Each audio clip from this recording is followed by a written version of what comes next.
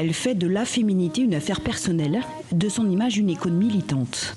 Zeynab dessine depuis qu'elle a 4 ans et reprend aujourd'hui un mot de son enfance au Maroc, qui l'a justement conduite à ce premier album, Chouma, la honte. Chouma, on peut même l'utiliser comme tais-toi, arrête. Et du coup, depuis que j'ai commencé à vivre, j'entends le mot Chouma chaque seconde.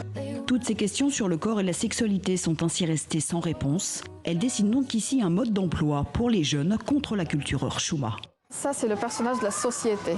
La société, elle te I'm watching you. Elle est là pour voir ce qui se passe dans ta culotte, dans ta chambre. Parce que pour moi, il y a des phénomènes, il y a des catastrophes sociales maintenant au Maroc, même au Maghreb, partout, à cause de la culture chouma.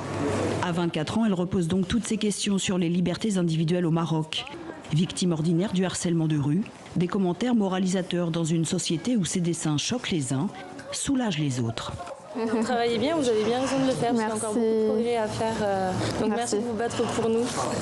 Avec grand plaisir. Bonne continuation, bonne Merci, bye bye. Moi je venais d'arriver en fait au Maroc et m'installer ici, et je rencontrais effectivement des difficultés, enfin voilà, le regard dans la rue, des femmes, et mon regard avait changé quand j'ai vu son travail. Je me suis dit mais c'est chouette, c'est très intéressant, parce qu'il faut en fait effectivement dénoncer ce qui se passe, parce que c'est quand même un vrai calvaire pour nous de vivre ça au quotidien. Pour ses dessins, Zeynab est quotidiennement insultée, voire menacée. Elle ne veut pas la guerre, au contraire. Les sorcières qu'elle dessine dénoncent justement ces procès d'intention faits aux femmes. La femme qui m'inspire, c'est Karina. Tellement elle était forte que les gens, c'est pas une femme normale, c'est une sorcière. Alors que tout simplement, les femmes, elles peuvent être juste fortes, naturellement, sans magie.